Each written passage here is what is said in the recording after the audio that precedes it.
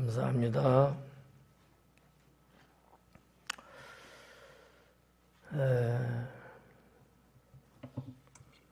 5월달이라서 그런지 우리의 삶이 좀 더 봄이구나라는 것을 또 좀 느낄 수 있을 것 같아요.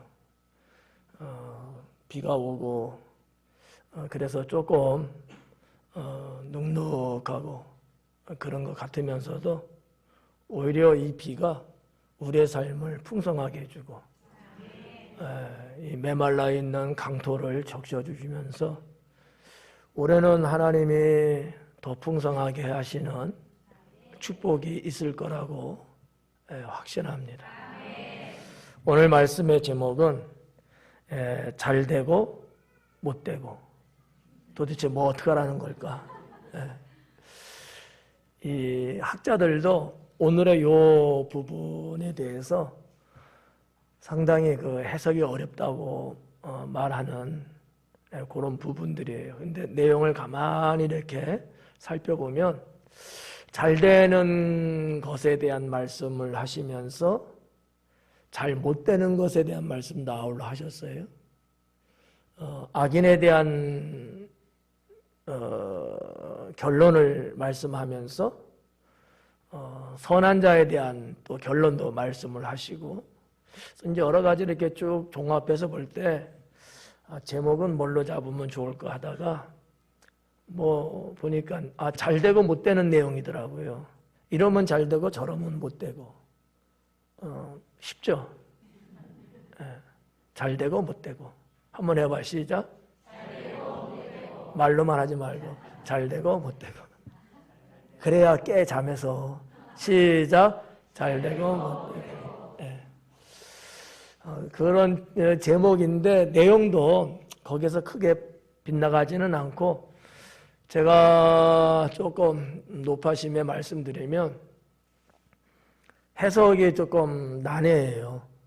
그래서 볼 때 이렇게 해석이 될 수도 있고 저렇게도 해석이 될 수 있겠구나라는 그런 내용. 왜냐하면 원어로 보면은 옛날 뭐 3000년 전에 기록한 거 아니겠어요?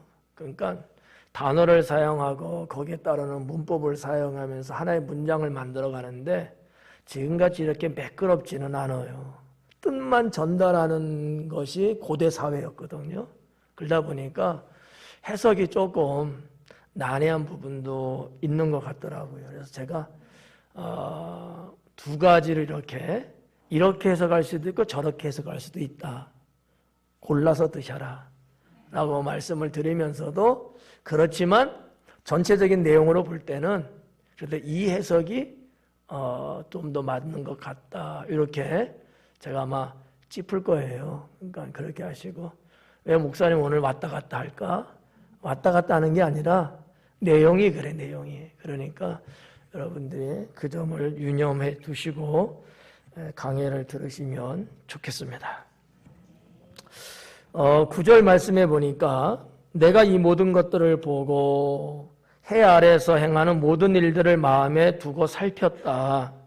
근데 사람이 사람을 주장하여 해롭게 하는 때가 있구나. 이제 이런 내용이에요. 여기 이제 보니까 내가 이 모든 것들을 보았다는 거예요. 이 9절 한 절 속에 세 개의 문장이 종합해서 이렇게 그 안에 다 있어요. 이거는 뭐 제가 여러분에게 소상하게 해석하기는 너무 시간이 많이 걸리니까 그렇고 그렇게 나눠져 있는 내용들이에요. 그 중에 하나가 여기 보니까 이 모든 것을 내가 봤다는 거예요. 이런 동사로 구성됐다는 거죠. 그러니까 아무튼 좀 학문적으로 말하면 한 문장 안에 주동하고 있는 동사가 세 개가 이렇게 있는데 하나의 동사는 본동사는 원래 한 문장에 하나씩 있는 거거든요. 그 다음에 조동사가 있고 이제 하여튼 그런 게 있어요. 그러니까 동사라는 이놈이 있는데 세 개나 있는데 다들 대장이야. 이거를 우리의 성경에서는 하나로 집약해서 한 개 문장처럼 이렇게 이제 정리를 이제 해놨어요. 근데 이제 이 전도서의 기자는 내가 쭉 한번 봤다는 거예요. 그 내용은 우리가 지난주 8절까지 봤던 거, 특히 7장과 8장으로 넘어오면서 여러 가지 내용들이 있었거든요. 근데 그 내용을 보면 도대체 모르겠다. 세상이라는 게. 또 사람이 사는 것도 잘 모르겠다.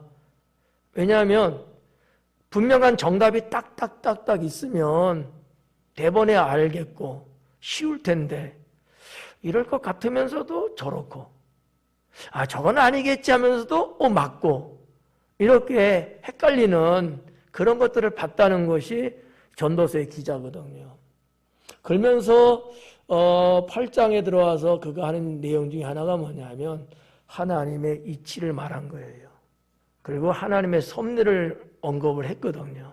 그러니까 사람의 생각이나 지혜를 가지고서 그렇게 난리치고 그거이면 다 될 것처럼 해봤지만 그것도 아니더라. 결국은 하나님의 섭리를 따라 하나님의 이치가 움직이는 거구나. 이런 것들이에요. 이거를 한마디로 9절에서는 말한 거예요. 이 모든 것들을 봤다라는 거죠. 그리고 이제 솔로몬이 이 말씀을 기록했을 때 보면은 그가 이미 다 인생을 살아봤고 많은 경험을 하고 하나님의 지혜를 얻은 후에 그가 깨닫고 더 주님 앞에 경건한 모습으로 돌아왔을 때에 기록한 것들로 놓고 본다면 여기서 말하고 있는 이 모든 걸 봤다라고 하는 이것은 어느 정도의 확실성을 갖고 자신 있게 말하고 있는 결론이 아니겠는가, 이제 이렇게 볼 수 있다는 거죠. 그 내용을 좀 더 다른 맥락에서 보면 해 아래에서 행하는 모든 일을 마음에 두고 살폈다. 아까 내가 다 이렇구나 저렇구나 봤다 이거예요. 근데 그런 것들을 내가 마음에 다 두고 더 상세하게, 더 자세히 내가 살펴봤다, 연구했다 이거예요. 그냥 그러네 이게 아니라는 거죠. 좀 더 전문적으로 그 분야에 대해서 내가 더 깊이 조사해봤다, 알아봤다, 이런 이제 의미가 이 구절 속에 있는 거죠. 마음에 두고 살핀즉 그래요. 예. 이 정도면 인생을 회고하면서 그 시간이 결코 헛되지는 않은 듯합니다. 보통 사람들이 그냥 이렇게 어떻게 보면 좀 건성으로 그렇구나, 그랬어, 알았어, 그 넘어가 버리거든요. 근데 솔로몬은 그게 아닌 거예요. 그런 걸 하나하나 다 이렇게 따져보고 짚어보고 두들겨도 보고 그렇게 했다는 얘기예요. 왜 그랬을까는 저도 모르지만 아마 이 분야에 대해서 전도서의 기자는 상당히 관심이 컸던 것 같아요. 인생이 뭘까? 사는 게 뭘까? 하나님 여호와를 믿는다는 건 또 뭘까? 이런 어떠한 내용들을, 이 다양한 내용들이 있는데 그런 것들을 다 마치 당신이 전문가인 것 같이 조사했다는 얘기거든요. 근데 한편으로는 그럴 수도 있겠구나. 왜냐하면 일반적인 왕이 아니라 하나님으로부터 하늘의 지혜를 받은 왕이거든요. 근데 이게 뭐냐 하면은 당시에 유대 민족을 둘러싸고 있는 각 나라의 모든 왕과 학자들마저도 솔로몬의 지혜를 알아보고 싶고 배우고 싶고 너무 궁금했던 거예요. 그래서 솔로몬의 이 대단한 지혜 하나 때문에 각 나라의 사신들이 출입을 하고 솔로몬이 최고다라는 것을 극찬했던 상황이거든요. 그런 솔로몬이기 때문에 우리가 단순하게 그냥 저렇게까지 할 수 있는 거야? 이렇게 의심하는데 그럴 필요는 전혀 없다. 충분히 그럴 수 있는 자질과 역량을 이미 솔로몬은 갖췄다. 저는 이렇게 이제 보는 거죠.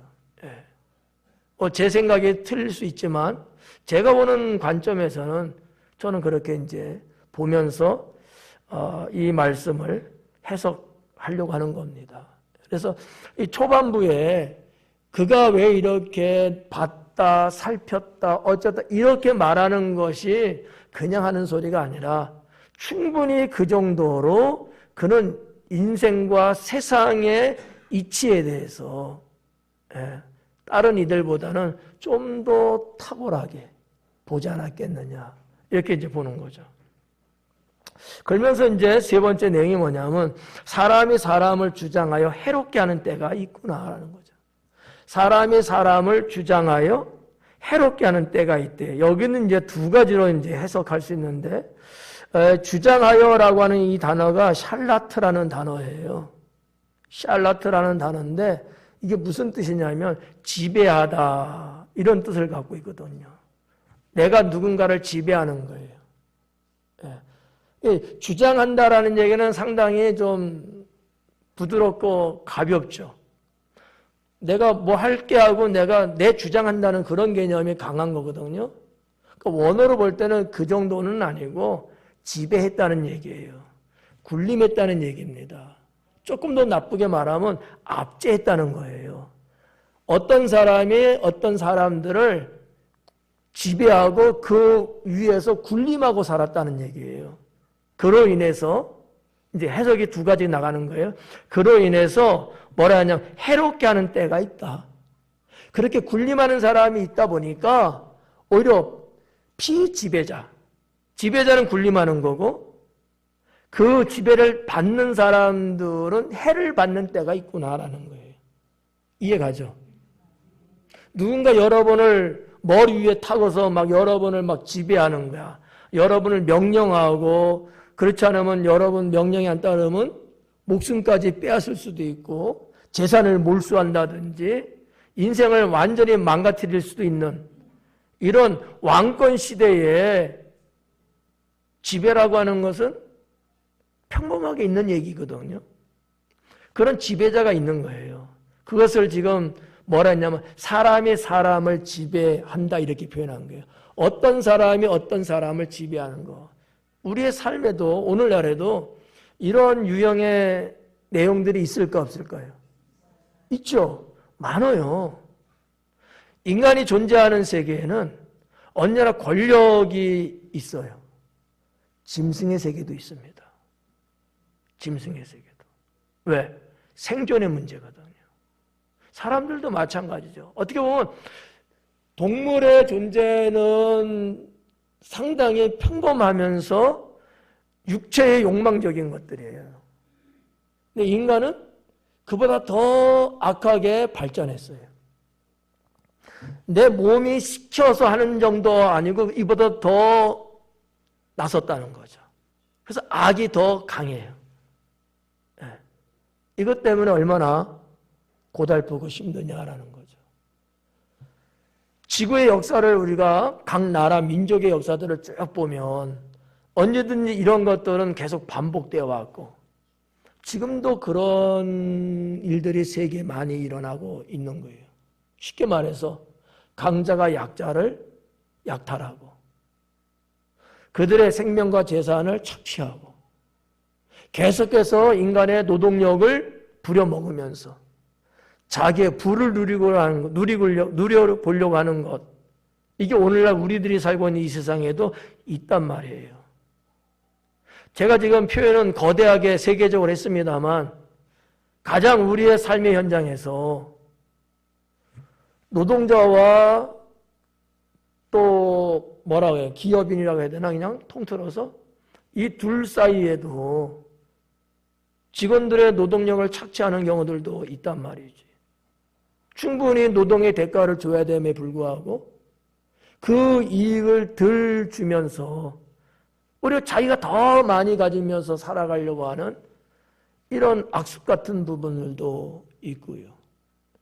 사회학적으로 보면 어때요? 뭐 우리나라에서 많이 참 유행 아닌 유행처럼 쓰는 용어가 뭡니까? 왕따시키는 문제? 그죠?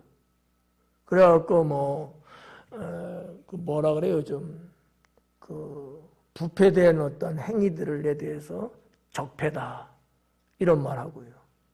심지어는 뭐 정치계나 연예계나 이런 데는 어렸을 때 학창 시절 때 있었던 친구 간의 어떠한 육체적인 압박에 대해서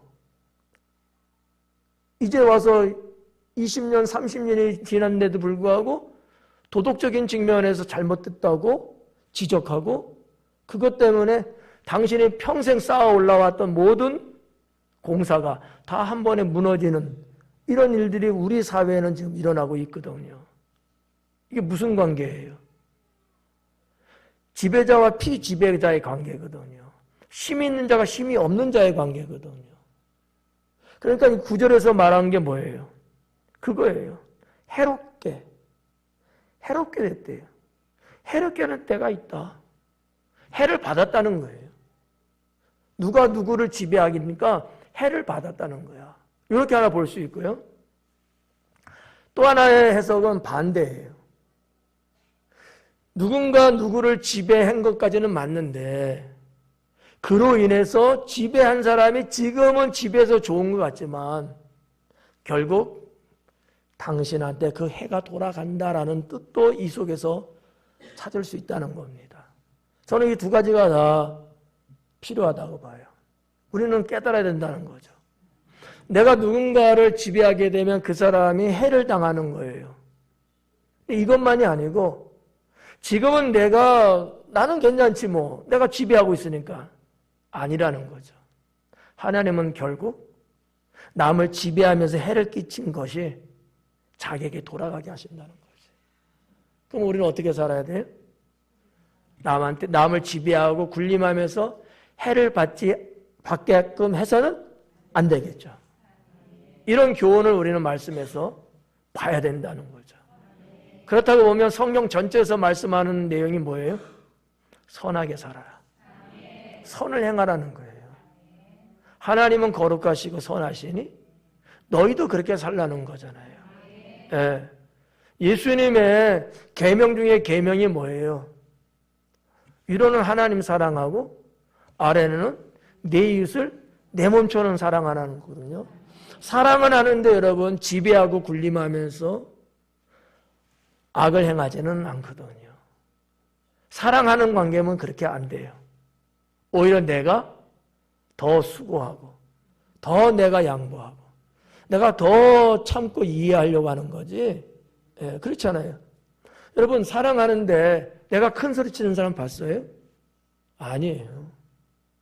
정말 사랑하는 관계고 지배자의 관계 이런 게 아니고 서로 동등의 관계라든지 협력의 관계가 되면요. 내 목소리를 크게 내지 않습니다. 이 내 목소리를 크게 내는 얘기는 무슨 얘기인지 알아요? 자기의 욕망을 충족시키고 싶다는 거야, 심리적으로. 어떻게 보면 살고 싶다는 외침이에요. 그러지 않으면 내가 마치 눌릴 것 같고 무시당할 것 같고 사람들이 우습게 볼까 봐 의도적으로 내가 큰 소리를 치는 거야. 가장 약자가 이런 행위를 한다는 거죠. 이게 일반 심리학이나 사람의 어떤 인성에 대한 부분에서 이런 얘기들을 그냥 공론을 해요. 근데 그 말이 틀림없어요. 정말 강하고 능력 있고 대단하고 이런 사람은요. 남한테 큰 소리 안 칩니다. 조용하고 차분함인데도 그 힘이 보여요. 사람들이 다 존경하게 되고 따르게 되고 이 힘이 더 큰 거예요, 사실은. 예. 그래서 오늘 이 9절 말씀에 어느 사람이 사람을 지배하고 군림하고 억압하는데 그로 인해서 해를 받게 된다. 반면에 해만 받는 게 아니고 그렇게 한 사람도 결국 해를 받는다. 죄의 대가를 하나님은 심판하신다. 이런 것을 우리는 9절에서 볼 수 있지 않겠는가라고 저는 해석합니다. 10절 말씀해 보니까 그런 후에 내가 본즉 악인들은 장사 지낸 바 되어 거룩한 곳을 떠나 그들이 그렇게 행한 성읍 안에서 잊어버린 바 되었으니 이것도 헛되도다 그래요. 이 10절의 말씀은 해석하기가 더 어렵습니다. 그런 후에 내가 봤대요. 해롭게 되는 때가 있는 것들을 봤고 여러 가지 상황들을 지금 이 전도서의 기자는 알고 있다 하는 거예요. 그리고 이제 10절이 그거예요. 그런 후에 내가 봤더니 해를 받고 해를 주고 이런 것들을 내가 보고 난 후에 지금 그런 후에 내가 봤는데 악인들은 장사 지낸 바 돼요. 죽은 거잖아요.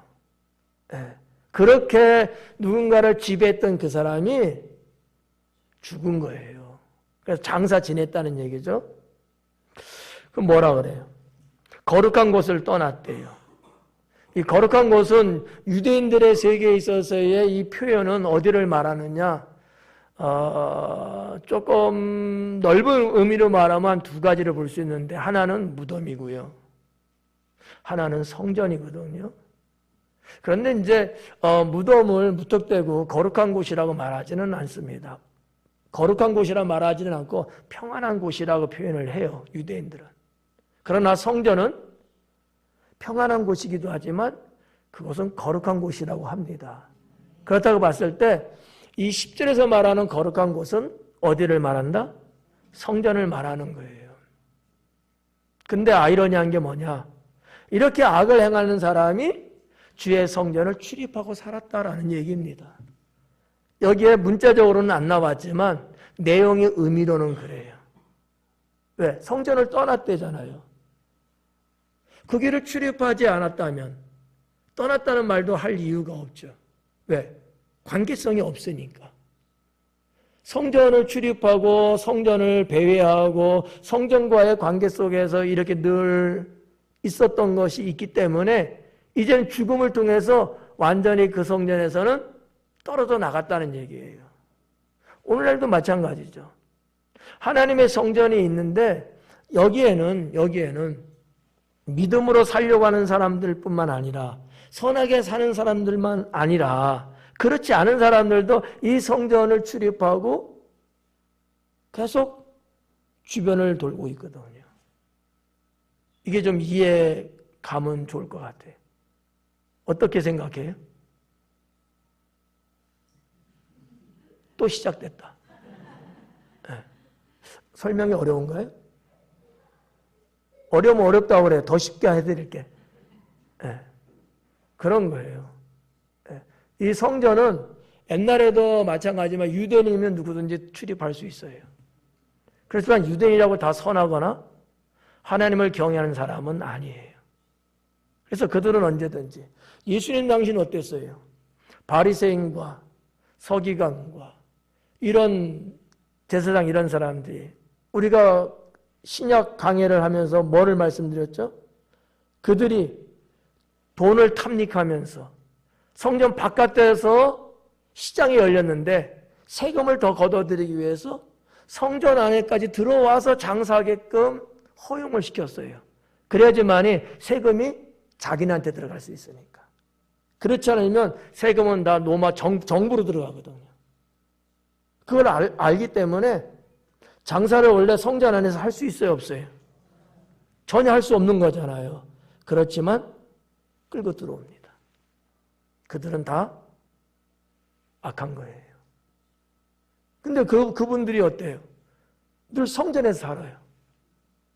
늘 성전에서 생활해요. 이런 거라는 얘기예요. 근데 그들이 이 성전을 떠났다는 거예요. 왜? 죽음을 통해서. 그들이 그렇게 행한 성읍 안에서 잊어버린 바 되었다. 사람들에게 잊혀졌어요. 그렇게 늘 보이고 날마다 보이고 하는 짓거리 항상 걸고 막 그랬던 사람인데 죽음을 통해서 성전을 떠나자마자 사람들로부터 그가 잊혀지기 시작했어요.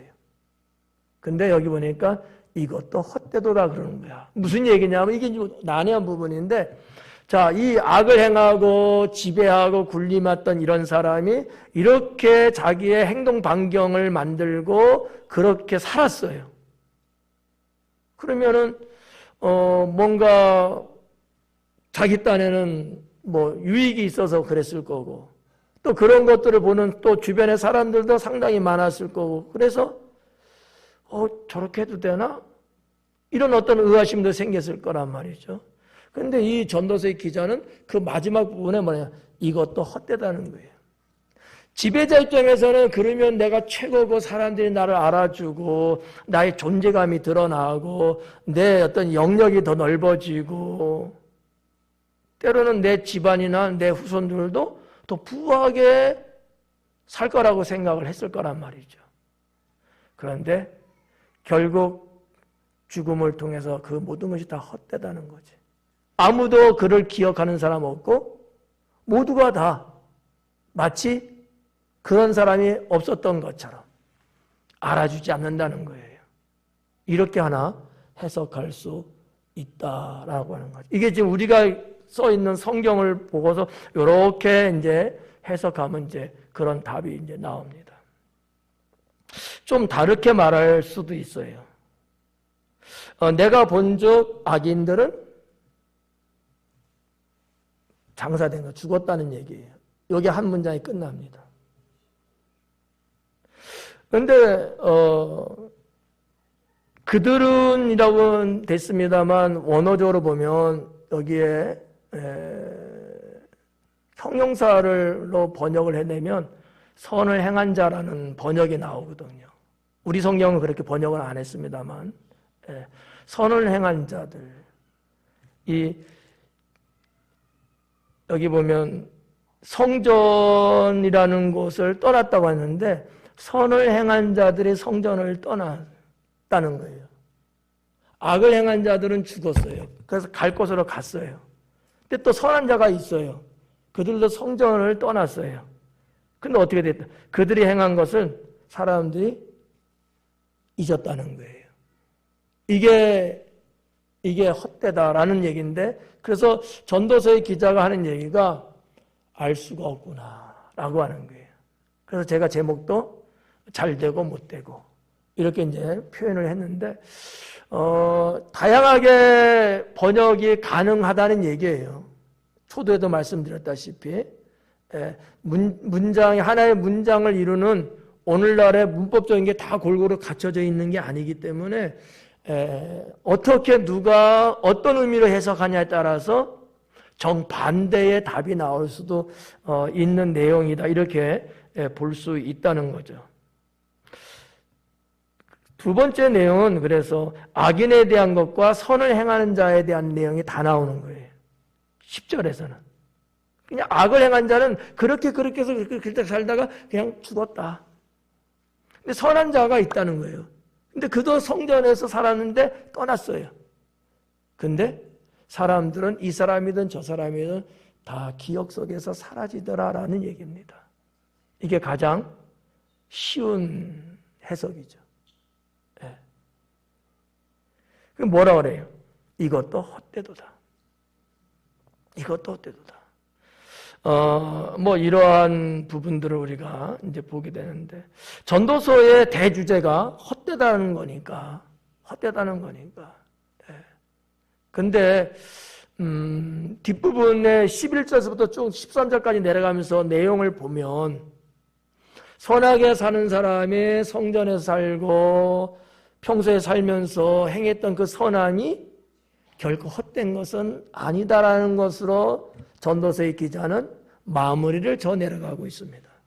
네.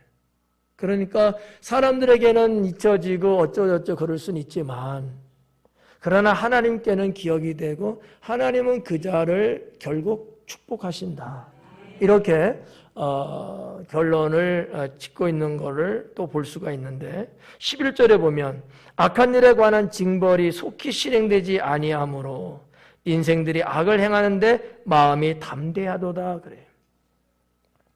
이게 오늘날에도 이제 이런 일들이 많죠. 그래서 혹 어떤 이들은 불평이 좀 많아요. 왜 저렇게 살고 저런 짓을 하는데 왜 벌을 주지 않는가, 뭐 이런 거 있잖아요. 정말 신이 살아있다면은 저런 자들을 징벌해야 되는 거 아니냐, 막 이렇게 분노하는 분들도 있잖아요. 비슷한 내용이에요. 11절에 그랬잖아요. 악한 일에 관한 징벌이 속히 실행되지 않고 있대요. 그러니까 보편적인 사람들의 마음 한구석에는 이런 생각을 다 갖고 있어요. 나름대로 자기만의 정의거든요. 저렇게 못된 놈을 가만둬? 내 생각에는 그러는 즉시 그냥 하늘에서 그냥 번개가 치든지 뭐 하여튼 해갖고 죽여버려야 되는데 그렇잖아요. 그래야 막 속이 시원하고 그런 거 아니에요. 근데 바람을 가만히 보면 안 굴거든. 계속 잘 나가는 거예요. 얼마나 상심이 되고 속상하냐 이거예요. 아니 착하게 살고 신앙 안에 살고 정말 나름대로 의롭게 살아가는 사람들 보니까 뭐 물질적으로는 가난하고 어떻게 보면 하는 일도 잘 안 될 때도 있고 이게 참 이게 알 수가 없는 거예요. 그래서 이제 그런 분들이 막 속이 터지니까 한마디 내놓는 거잖아. 여러분도 그렇게 한번 뭐 말해본 적 어떻게 있으셔요? 아니면 속으로라도 있어요, 없어요? 없으면 이상한 사람이지. 저도 있어요. 아니 이거를 그냥 놔둬? 뭐 우리가 신앙은 떠나서 국가의 법을 놓고 볼 때도 저 정도면 이미 다 피사실이 다 드러났고 안다는 사람 다 알고 있고 물증 다 있는데 왜 아직까지 저렇게 처리를 못하고 저렇게 지지 끌고 있을까? 여기에 대해서 개탄할 수밖에 없는 이런 경우들이 있거든요. 나 지금도 그래, 지금도. 근데 참 희한하죠. 세상 일이라는 게 그렇게 아니더라는 거지. 근데 성경 다른 곳에 보니까 잠언서에도 그런 자가 잘 되고 그런 자가 문제 없는 것에 대해서 불평하거나 분내지 말래요. 그러지 말라는 거야. 다 하나님은 계획과 섭리가 있다는 거죠. 그래서 제가 이런 부분에 대해서는 물론 뭐 성경을 배경 두고 있습니다만 늘 하는 얘기가 있어요. 지난번에도 테트리스 게임 갖고 이야기 한번 드렸죠. 테트리스 알아요? 아는 사람만. 테트리스가 다네. 여기만 잘 모르고.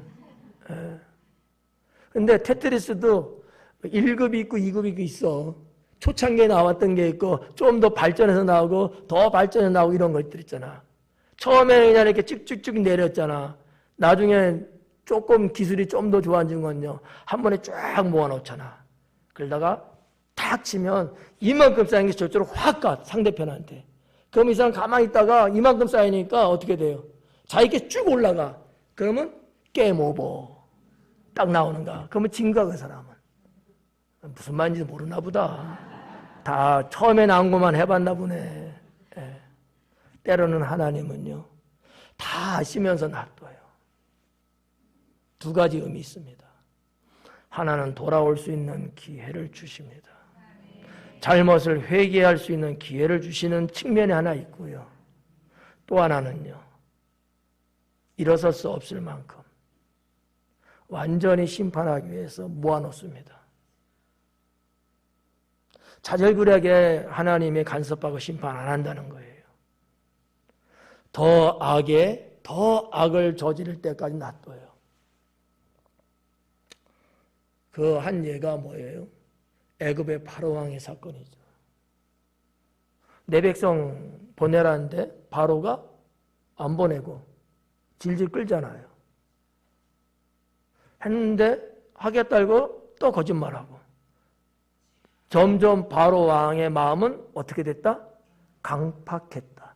근데 성경에서는 바로 왕 스스로 강팍해진 게 아니고 뭐라 그래요? 하나님께서 그 마음을 강팍하게 하셨다라는 거지. 왜일까요? 심판하려는 거예요. 그래서 모든 이들이 다 알 수 있게끔 하나님의 극적인 심판인 거죠. 이게 있다는 거예요. 근데 우리가 거기에 대해서 왈가왈부하면서 이러쿵저러쿵 하면서 내가 마치 재판장인 양 왜 저런 자를 가만 놔두고 이에 이쯤 됐으면 심판해야 되는 거 아니야, 이런 생각을 하는데 이것은 매우 어리석은 것이고 하나님의 주권을 침범하고 있는 것이다라는 거죠. 그래서 저도 그 죄를 짓지 않으려고 무척 참고 살아요. 내 인간적으로 보면 저 정도면 한 대 쳤어야 되는데 하나님이, 그런 마음이 여기까지 와요. 여기까지. 저 정도면 한번 꿀밤을 딱 때려갖고 정신 차리게 해야 되는데, 저 정도면 한번 딴지를 딱 걸어서 발목 한 번쯤은 부러뜨려갖고 엄한 데 못 가고 죄 못 짓게끔 하는 게 좋을 텐데, 이런 생각을 가질 수 있어요. 그런데 내 생각보다 하나님 생각은 다르죠. 어찌 우리가 하나님의 그 깊은 뜻을 알 수 있겠냐는 거죠. 제가 한 영혼을 생각하면 얼마를 기다려야 된다 그랬죠? 여러분은 몇 년 기다리셔요? 미안해요. 몇 개월 기다리죠?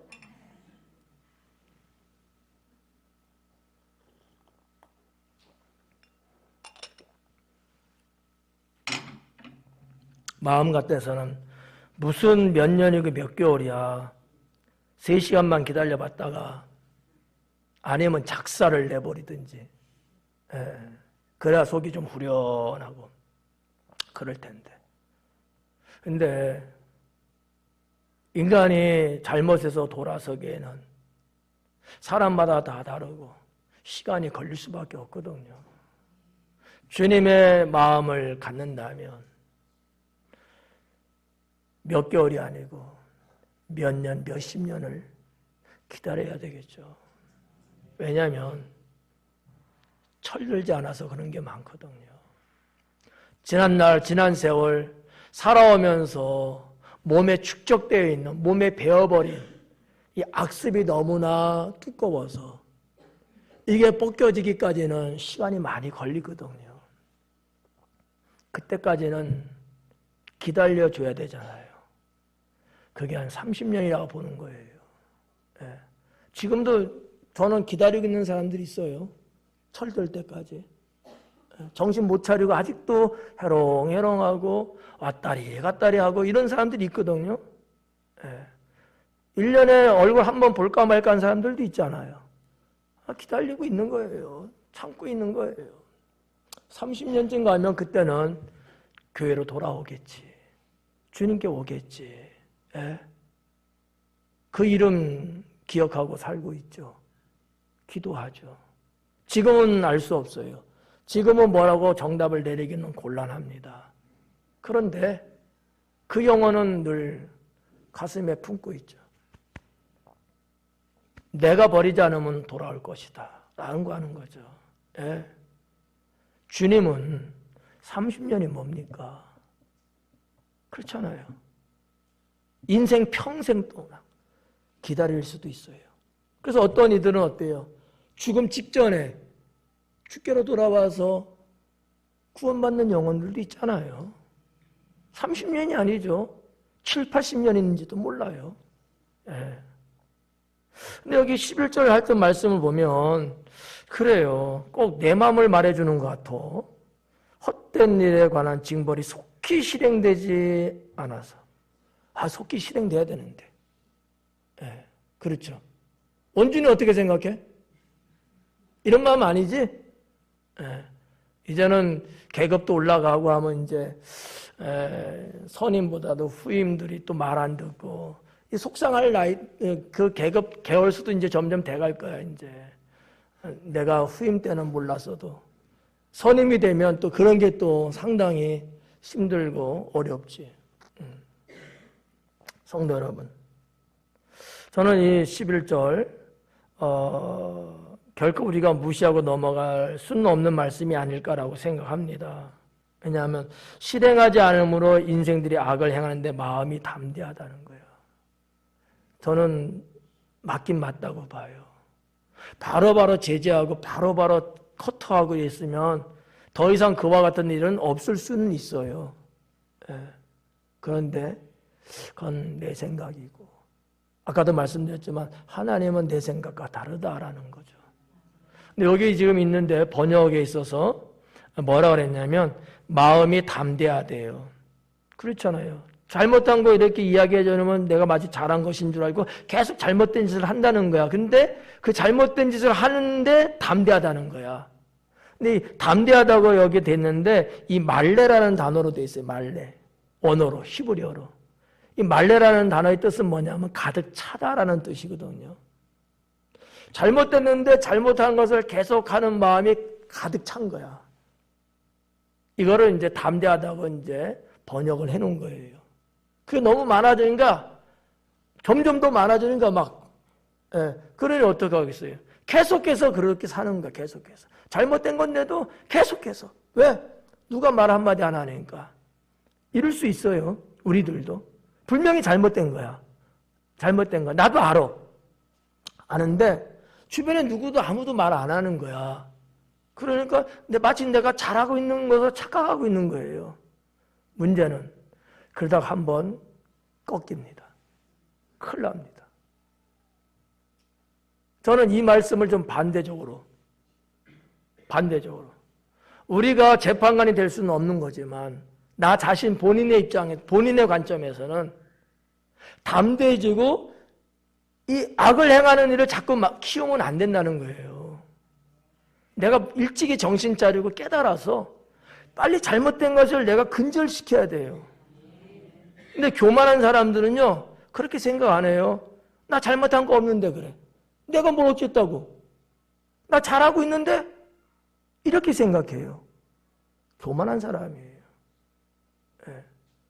우리가 하나님 앞에 그렇게 말할 수 있는 자격이 있나요? 그렇게 믿음으로 살려고 하고 선하게 살려고 하고 여호와를 경외하면서 살려고 하면서도 우리는 연약하기 때문에 수시로 순간순간 어때요? 쓰러지고 속고 넘어지고 잘못해야 안 해요. 근데 떳떳하다고요? 근데 내가 자랑할 만큼 내가 잘하고 있다고요? 너무 어리석은 거예요. 하나님이 그거 놔둘 수 있어요. 그래 한번 놔둬보자. 목사 보고도 건들지 말래요. 놔두래요. 주님이 어느 날 심판할 거라는 거죠. 저도 타치 안 하잖아요. 기도해주고 기다려주고 돌아서기를 원하고 있는 마음뿐이지. 네. 왜? 결국 하나님이 하시거든요. 그래서 시편의 기자도 그렇게 쓴 거예요. 머리 정수리에 숯불을 놓는다 그래요. 심판을 말하는 거거든요. 하나님은요, 사랑과 용서의 하나님이기도 하지만 심판도 하시는 하나님이거든요. 이걸 우리가 착각하면 안 됩니다. 지금 나한테 어떠한 것도 주님이 뭐라 안 하신다고 해서, 목사님이 나한테 어떠한 것도 말 안 한다고 해서 내가 잘하고 있는 것 아니에요. 모르는 것도 아니에요. 오히려 스스로 깨닫고 돌아설 수 있는 기회를 주고 주님 앞에 겸손하게 낮아지라고 참아주고 있는 것뿐입니다. 이걸 우리가 깨달을 수만 있다면 그자야말로 지혜로운 자죠. 신앙의 사람이죠. 이 점을 우리가 명심해야 된다는 거예요. 그래서 저는 어떤 의미에서 이 11절의 말씀이 더 마음에 와닿는다라는 거죠. 마음에 와닿는다. 12절 말씀 보니까 뭐라 그래요? 죄인은 100번이나 악을 행하고도 장수하거니와. 죄인은 100번이나 악을 행했대. 이 100번이 딱 100번이겠어요? 그만큼 많이 했다는 거예요. 수를 셀 수 없을 정도로 많이 했다는 거예요. 고대 사회의 숫자의 개념이 아마 제가 알기에는 2000년 전 예수님 당시에도 제일 큰 숫자가 만이거든요. 그런데 그때보다도 지금 이때는 1000년 더 전이니까 아마 만의 숫자 개념보다도 한 1000 정도가 그래도 큰 숫자가 아니었을까라고 본다면 100이라고 하는 것은 만수를 말하는 거예요. 가득 찼다는 의미거든요. 100, 숫자 100이. 100번을 했다라는 얘기는 가득 찼다는 얘기예요. 죄인이 악을 행하는데 그만큼 꽉 채워서 지금 한다는 그런 뜻이거든요. 100번이나 악을 행하고도 장수한대요. 장수한다는 말이 뭐 여러 가지를 해석할 수 있어요. 우리가 보편적으로 아는 장수는 뭐예요? 오래 산다는 거잖아요. 그렇지만 그것보다도 더 기본형을 놓고 보면 길다라는 뜻을 갖고 있다는 거죠. 길다. 그러면 무슨 얘기야? 그렇게 한번 볼까요? 죄인은 100번이나 악을 행하는 것이 길게 하고 있다는 거야. 그래서 100번이라는 단어와 길다라는 단어가 어떻게 보면 동격과 같은, 서로가 관계적으로 의미를 서로 부여해주고 있는 그런 문법의 형태를 띠고 있듯이, 그렇게도 볼 수 있지 않겠는가, 이렇게 볼 수 있다는 거죠. 해석상. 몇 번 하고 끝나는 게 아니고 100번이나 할 만큼 길게 하고 있는 거예요. 끊어야 되는데, 그만해야 되는데 그만하지 않고 계속해서 하고 있다는 어떤 동적인 상태를 표현하고 있다, 이렇게 볼 수 있다라고 하는 거죠. 꼭 오래 살았다라는 이 장수, 하나님의 축복의 장수, 그 개념으로만 보기는 조금 어설프지 않을까, 이렇게 보는 거죠. 왜냐하면 뒷부분에 13절에 보면 그런 내용들이 보충하고 있거든요. 자, 12절, 장수하거니와 또한 내가 아노니 하나님을 경외하여 그를 경외하는 자는 잘 될 것이요. 이제 서서히 전도서의 기자는 결론에 다다르고 있습니다. 여러분, 악을 행하는 자, 죄인이 나오고, 그죠? 하나님을 경외하는 자가 나오잖아요. 저자는 악을 그렇게 그침없이 100번이나 될 만큼 계속 하고 있어요. 그런데 하나님을 경외하는 자는 그런 악된 삶을 사는 것이 아니고 하나님을 기쁘시게 되는 삶을 살고 있는데, 누가 잘 된다는 거예요? 여호와를 경외하는 자가 잘 될 거다라고 하는 거예요. 이게 우리가 읽은 오늘 본문에서 결론에 도달하고 있는 내용들인 거죠. 아무리 자기가 뭐 어쩌게 하고 이렇게 저렇게 해서 뭐 잘 될 거라 생각하고 영원히 할 것 같이 생각하고 막 이러지만 결국 그렇지 않다. 그것이 9절에서 나온 내용들이에요. 죽음으로 마무리를 지어 나가고 있는 이런 내용들이라는 거죠. 13절에 보니까 악인은 잘 되지 못한다. 장수하지 못한다. 그러니까 장수한다고 하는 이 전도서의 기록은 뭘까요, 그러면? 그 악인이 생각하는 것을 기록하고 있다는 거죠. 여러분, 나쁜 짓 하는 사람이 나 한 번 하고 붙잡힐까 이렇게 생각하면서 훔치는 사람 봤어요? 다 붙잡혀도 나만큼은 안 붙잡혀. 나는 계속해서 나는 할 수 있어. 내가 누팡이거든. 그렇지 않아요? 나쁜 짓 하는 사람이 내가 나쁜 짓을 하니까, 우리나라 지금 사회적으로 지금 문제가 되는 게 마약이죠. 마약하는 사람, 일명 마약쟁이들, 마약 뭐 판매자들, 마약 뭐 수급자들, 뭐 보급자들 등등으로 이 관련된 사람들, 또 술 먹고 운전하는 사람들, 음주운전자들, 내가 술 먹고 운전하면 나는 반드시 걸릴 거야, 이렇게 생각하는 사람 있어요? 아니에요. 난 죽어도 안 걸릴 거야, 이런다니까요. 여러분, 우리 옛날에 뭐 드루킹 사건이든지 아니면 하여튼 그런 어떤 정치적인 범죄 행위를 저질렀던 그런 어떤 SNS상에서의 데이터적인 문제 사건들 일어나고 그랬잖아요. 또 코인도 그렇고, 자기는 잘못될 거라고 생각을 한 번도 안 해봤다는 거예요. 당신들이 아무리 수사력을 동원하고 FBI가 와도 나는 안 걸릴 거라고 그들은 말했어요, 그렇게. 근데 결국 잡혔잖아. 그러니까 본인들은 그렇게 생각한다는 거예요. 나는 장수할 거야. 나는 오래 갈 거야. 나는 영원할 거야. 근데 하나님은 장수하지 못한다는 거예요. 이게 하나님의 법입니다. 여러분이 착각하면 안 돼요. 하나님 보는 앞에서 살아가는 우리들이 혹여나 잘못할 수는 있어요. 죄질 수 있어요. 그러나 바로 끝낼 수 있어야 합니다. 질질 끌면 안 된다는 거예요. 잘 아시죠? 예. 질질 끌어서는 큰일 납니다. 돌이키기도 어렵고 하나님이 하시는 심판에 그 가중됨이 내가 감당할 수 없을 정도로 파괴력을 지니고 있어요. 심하게는 하나님이 생명도 거둬가십니다. 감당이 안 돼요. 네. 그러니까 여기 13절에도 그런 거예요. 악인은 잘 되지 못하고 장사하지 못한다. 결론이죠. 장사한다는 생각은, 잘 된다는 생각은 누가 하고 있는 거예요? 악을 행하는 자가 생각하는 거야. 하나님은 그걸 인정 안 해요. 그러니까 여러분은 걱정하면 안 돼. 괜히 여러분이 분노 낼 필요가 없어. 누구를 심판하려고 하지도 말고 누구를 정죄하려고 하면 안 돼요. 그건 하나님께서 하시는 거예요. 우리는 오히려 불쌍히 여기고 기도해 주는 거죠. 네. 장수하지 못하거니와 또한 내가 하노니 하나님을 경외하여 그를 경외하는 자들은 잘 될 것이요. 네.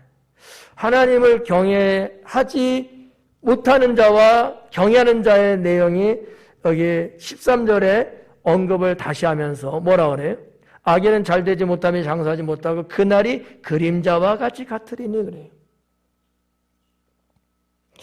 잘 되지 못하고 장수하지 못하는데 이 문법의 배열이 조금 그렇습니다만 부드럽죠. 지금 보는 거는.